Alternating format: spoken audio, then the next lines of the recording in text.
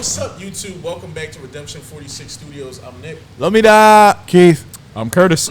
Y'all seen the title, y'all seen the thumbnail, y'all know why y'all here. We back with our Bang Tank boys.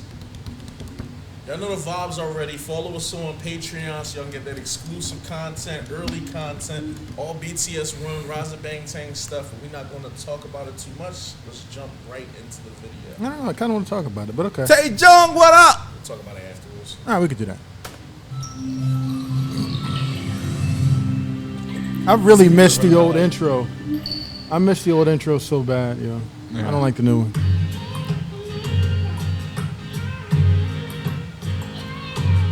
Nah, bro, this is just my vibe. I feel like the acoustic version hits a little more. This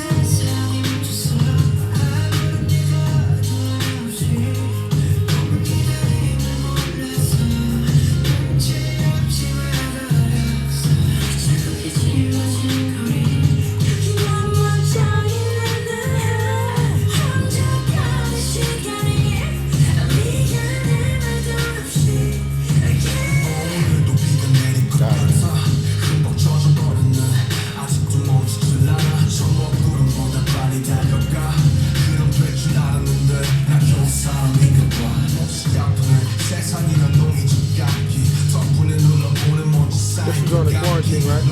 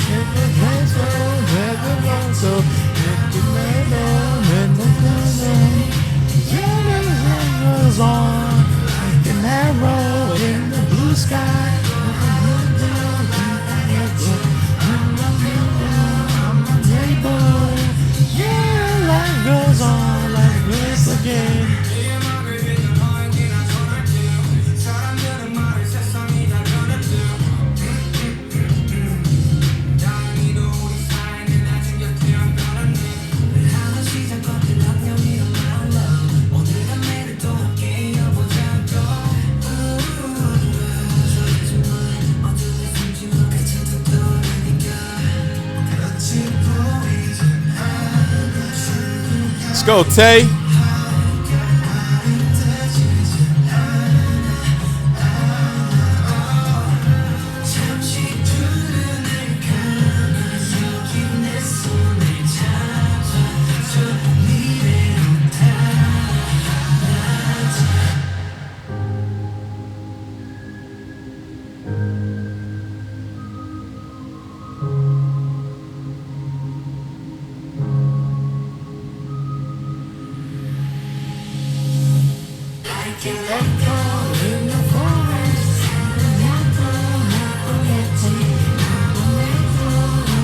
Oh, this is the Samsung video right here.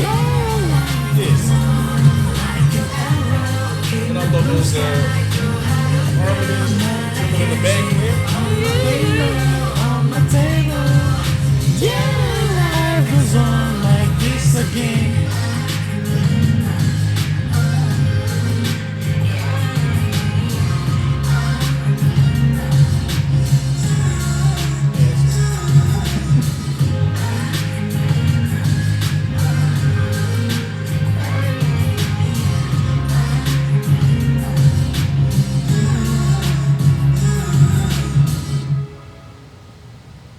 God's here. Life goes on, BTS. Life sure goes on. Yep. Fuck her. Oh my God. Wait, what? Wrong song, hit. Huh? It's about life, not that life. Took everything. Well, like I. Nah. She left me with nothing. I thought you said fuck Kurt for a minute. I was like, what? Nah, this shit is a banger. We was discussing on the side because I was like, I think this was the song that came out right after Dynamite did. From B last year. Yeah.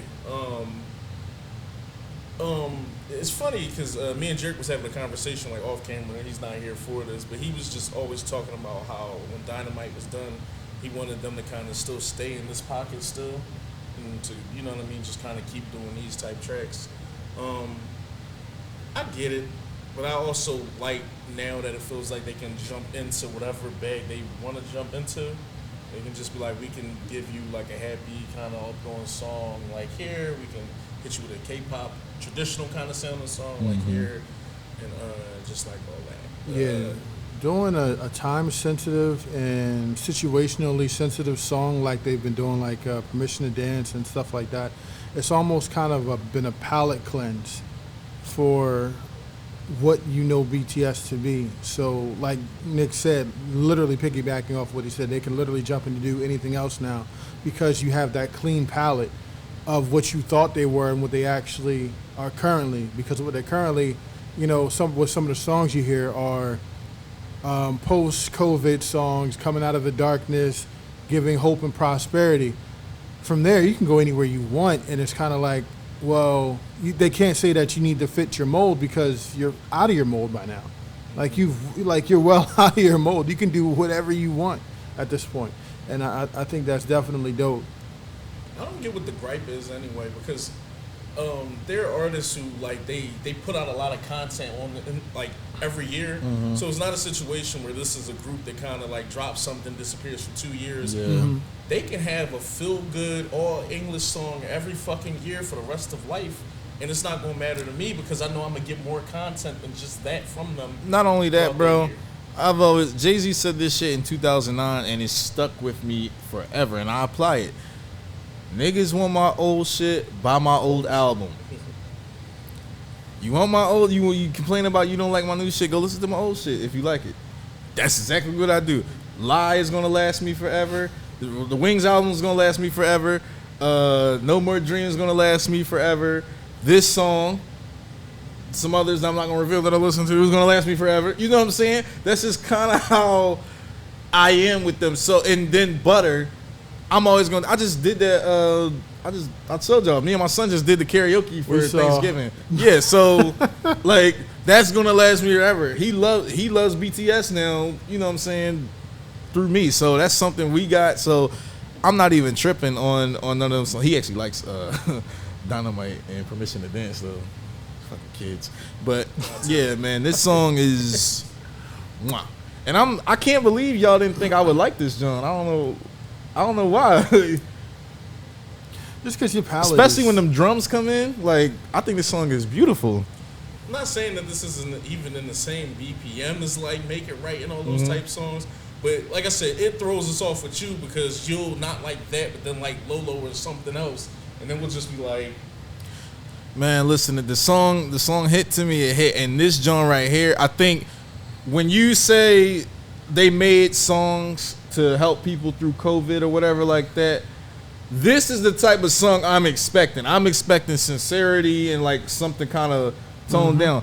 Permission to Dance and like Dynamite wouldn't do it for me. That's not gonna cheer me up. Permission to Dance was more for Army. Dynamite was well, no, I'm just saying like say all right, we dropped 3 songs to kind of commemorate the time we going through during COVID. These type of songs are what I'm a ballad kind of more emotional kind of guy when it comes to a song. Like if you give me a jam like Butter, okay, cool. But like the other songs, they not what I would look for. I would look for something a little bit more somber and I feel like and chill. I can't speak for you, and I can I respect your opinion. I feel like you can get emotional over a pop song. But I feel like too much somber, especially going through what people were like losing family members. Sometimes I don't want to hear somber shit. I need to be taken out of that realm and have my mind like taken off of that. I need a Dynamite. I need a Butter. I need you need an escape. Right. And I feel like those songs, as well as songs like this, kind of were for whoever needed whatever. Take whatever you need. It's kind of like pennies in a jar. You know what I mean? Yeah. This is filling my needs right here. I need something to just address it, and I could put like say if I had heard this last year or whatever, or earlier this year, because this, like I said, this has been a dark year for me. Contrary, K-pop has been my escape. This whole journey has actually been my escape from kind of the dark shit and just everything going on this year in general. Have any of their songs brought a tear to your eye? This is a safe place. I'm trying. No, it's not. I'm recording all the shit. I'm using this against you. I don't know. Lie made me feel away, but just because like off first listen, it was just like wow. We're not even a tear to your eye. I guess it's safe. Made me feel away. Like raw emotions and stuff like that. Kurt, review. Yeah. Which ones? Dying to know. I would say Born Singer. I would say the micro. Bruh, I love that song. Microcosms. I wasn't here for that one. It ain't microcosm, but I know Microcosmos. Microcosmos. Yeah. I feel like I feel like there's probably two or three more that that I'm just not. Yeah. that I'm just That was blanking more, on right now. But go ahead, my fuck, Kurt. No, I was just saying there's probably two or three more easily that I'm just blanking on in general. Yeah, as far as that, but I haven't had a song that like just kind of like yo, damn, I felt that shit. It's more so, damn, these guys are talented, or damn, that took me on a trip, kind of. What about you? Microcosmos. Or emotional joints, micro. Well, I told you Dynamite was like that. Really? Outside of everything, shit. Especially live performances and stuff like that. When I got to kind of really hone in on what. See, that's weird because like I don't like using the term empath, but I feel like I feel energy like through performances. So sometimes like people, and it strikes weird times. So like I'll be watching a reaction of somebody else watching a reaction, but their emotion is so crazy, you feel it. So like I've gotten emotional watching On. Like when JK hit that note, like it gets me. Or when I see like Sugar or J Hope's part when they getting it in, they like you can feel that emotion, that raw emotion. Black Swan does it for me because I definitely feel the message. Like, what if you just fell out of love with the thing that you love doing the most? Like, how would you even continue your day being that that's what you're locked into at this point in time? Blood, Sweat, and Tears. Yeah, that got an emotion on me, but Fake it was love. a sad one. Not so much crying, but like another kind of just. Every like, time I hear the bro, I I was like, swear, ugh. when I did listen to that, like even prior to like all of us, like before, like a year and a half ago, and just it was that shit like. even I think I said it on the video. I was like, I did not have to know what Jimin was saying Spring to Day. feel that shit. kicking some shit. Spring Day too, I think. Spring Day is another hard hitter. This is what I was gonna say, because I remember what gets me with them, or got me emotional with them, was watching like American Hustle Life and like behind the scenes stuff. That is the humanizer, because music only gets me.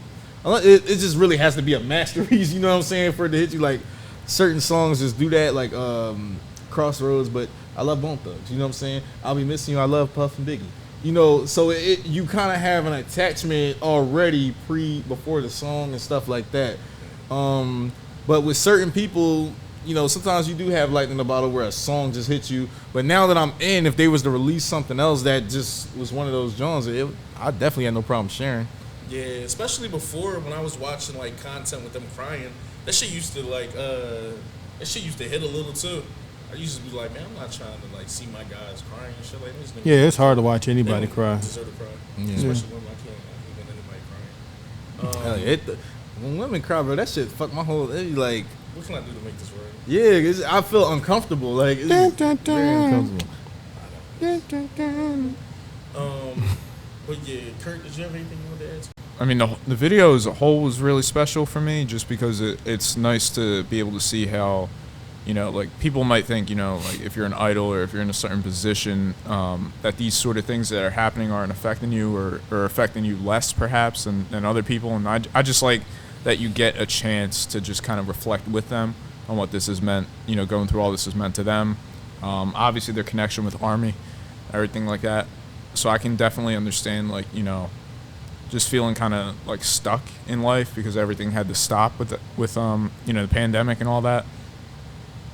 So seeing like them kind of have moments in the video where they're literally closing their eyes and flashing back to those earlier times when they're with fans or when they're able to go out and perform, driving on the freeway and seeing that stadium used to perform at, and just kind of reflecting on, you know, what it means to not be there where you are currently and what it would be like to head back there, or how much you like yearn to be back with your fans, with your, you know, even just performing with your friends, your, you know, your brothers on stage. So all that was really powerful. I love that the camera was zooming in, and you had that other reflection moment where they were closing their eyes and it went to a black and white aspect, like the aspect ratio changed, and it went to black and white, and then you just saw like the empty kind of stage, but them like performing with like, you know, the all white like attire and everything. So I don't know if that was to say like reflecting on the past or more of a hope for the future, I guess. But I just thought it was like, you know, overall really powerful, especially when you get into the depth of the lyrics and everything like that, like saying like, you know, like they personified time as saying like, you know, hands of time, you know, went by without an apology kind of thing, which I thought was pretty, you know, profound to say. They also said, I'm trying to think,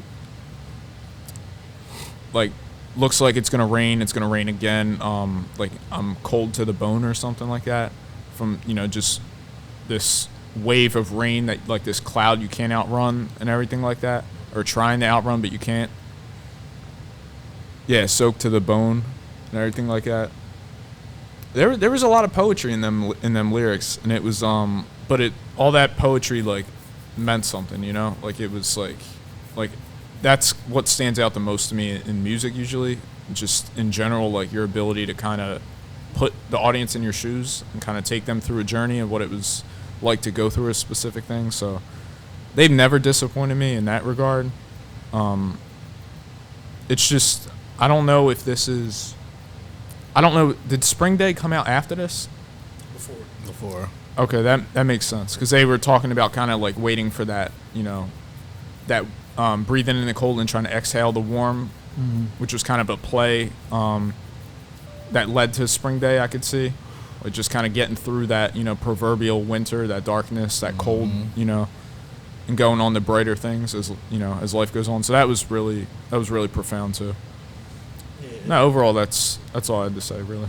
It's crazy because for everyone who's not on the Patreon, we normally we were on there and we were discussing how essentially going into like a lot of these different groups, sometimes we see that the fandom is like really crazy, and sometimes we want to see what music warrants the fandoms. I'm an 80s baby, so I feel like I've caught a lot of waves in good times where I don't, if you was around when Prince or MJ or anybody was around, it ain't like you had to kind of catch up with no wave, because if you was just listening to music, that's kind of was the thing. Yeah, you heard them. So for me, introducing all my friends to like BTS, you know, obviously everybody had to find their gateway song in, but for the most part, even maybe 5 songs in, regardless of what path you took, you kind of can still see why people was kind of going crazy about, you know, them. Yeah. And it's just like the more videos you watch, just the more it just hammers down and like you get it. The more content you watch is just the more like, I get it. I get why Army wants to really protect them, and just why they have some of the best fans that, you know what I mean, I've personally never talked to or seen them. And you can tell genuine Army from like bots and shit like that. I've learned how to kind of discern. Not to mention, I just don't respond unless it's something specifically talking about me, like that one comment we had that day. But anything else, you know what I'm saying, just kind of, all right, whatever, you know, all right, you know, just kind of let it by the wayside. But like, I definitely know the difference between a bot now. They kind of go overboard. Or a troll. Yeah, a troll. Yeah, they'll, you know, just somebody just looking to start shit. It's like we do a 20-minute video. You focus on like a 1 or 3 second joke somebody said or something like that. Mainly because you like don't I said, know and us. everybody doesn't have the same sense of humor. Don't Right. take things, you know, the way we should. But I think if I'm watching a video, I'm not going to let that define the whole video. You know what I'm saying? And to get this off of me, the point is just, I won't even say, oh, the fandom is crazy. I'll just say it's intense, and looking through the history, I understand why, and I'm glad to be a part of the fandom now. Yeah, because and I know we probably hammer that down on a lot of videos about the just toxic fan bases in general. That every fan base has like some toxic members. I don't really even consider them really fandom. They kind of just Shit, we got except toxic for members. Eagles and Sixers fans. Huh? There's nothing toxic about Philadelphia Yeah. fans. We got toxic members on this panel. One of them left, but you know. But nah, I just get it, and I just can't wait really to do even more content. It ain't enough hours in the day to do everything BTS related. I think only the last thing I was just gonna say was I like how they said the streets were erased the footprints and Yeah. everything like that, just because, and that you're falling to the ground, and this whole idea of like trying to walk but not really being able to, just that visual like analogy of being stagnant and just kind of stuck for like, you know, everything that was going on. Like I just can't touch on it enough. The fact that, you know, they're able to express these feelings this way, like they're really talented writers, but obviously the vocals were amazing too. It pays to be charming. I'll say that. They got a lot of it. Yeah, but Army, I know the vibes. If you're not on the Patreon, you definitely gonna want to jump on there. Rise of Bangtang's on there. Run BTS. By the time y'all probably jump on it, it might be some other exclusive stuff up there. Some dance practices, live performances, guides, and more. And then just early access to everything on there and some exclusive content to other fandoms. Hashtag Redeemers, let us know what other BTS content you guys want us to react to.